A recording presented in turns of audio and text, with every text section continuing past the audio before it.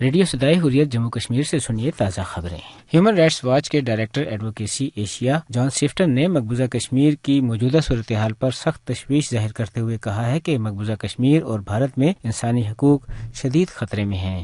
بھارت اور مقبوضہ کشمیر میں انسانی حقوق کی خلاف ورزیاں دنیا کے سامنے بے نقاب کرنے سے روکنے کے لیے مودی حکومت نے بنگلور اور نئی دہلی میں بین الاقوامی تنظیم ایمنسٹی انٹرنیشنل کے دفاتر پر چھاپے مارنا شروع کر دیے ہیں۔ بھارت کو غیر ملکی سیاحوں کے لیے ایشیا کا خطرناک ترین ملک قرار دے دیا گیا ہے۔ دنیا کے 20 خطرناک ترین ممالک میں 5واں نمبر ہے۔ ورلڈ انڈیکس کے مطابق بھارت میں غیر ملکی سیاح خواتین محفوظ نہیں۔ کینیڈین اور آسٹریلوی خواتین اپنے آپ کو بھارت میں محفوظ محسوس نہیں کرتی۔ مقبوضہ کشمیر میں تازہ برف باری اور بارش نے رواں برس 5 اگست سے جاری بھارتی فوجی محاصرے کے باعث شدید مشکلات کا شکار کشمیریوں کی پریشانیوں میں مزید اضافہ کر دیا ہے۔ مسلسل بھارتی محاصرے اور پابندیوں کے باعث کشمیری عوام موسم سرما کے لیے اشیاء ضروریہ ذخیرہ نہیں کر سکے۔ مقبوضہ وادی کشمیر کو بیرونی دنیا سے ملانے والی واحد سری نگر جموں شاہراہ شدید برف باری کے باعث سردی کے موسم میں اکثر بند رہتی ہے۔ مواصلاتی ذرائع تاحال معطل ہیں، جس کی وجہ سے صحافیوں، طلباء اور تاجر پیشہ افراد کو سخت مشکلات کا سامنا ہے۔ مقبوضہ وادی میں تعلیمی ادارے اور دفاتر ویران ہیں اور لوگ کشمیر مخالف بھارتی اقدامات کے خلاف سول نافرمانی جاری رکھے ہوئے ہیں۔ اس کے ساتھ ہی خبریں ختم ہوئیں۔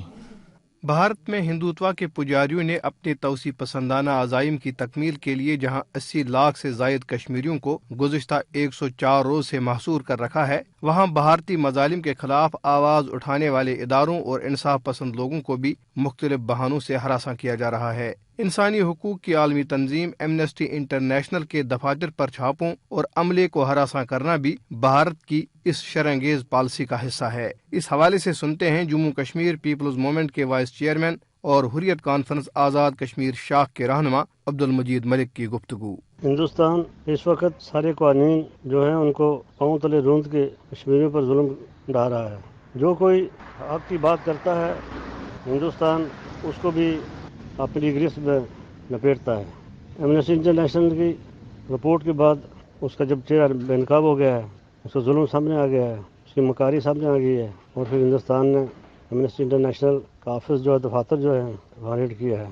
اس طرح ہر حق کی بات کرنے والے کو انہیں ہراساں کر رہا ہے اور یہ خلاف ورزی ہے بین الاقوامی قوانین کی۔ میں عالمی برادری سے، یونو سے اپیل کرتا ہوں کہ کشمیریوں کے دکھ و درد میں چپ کو ختم کریں، حق کی بات کہیں۔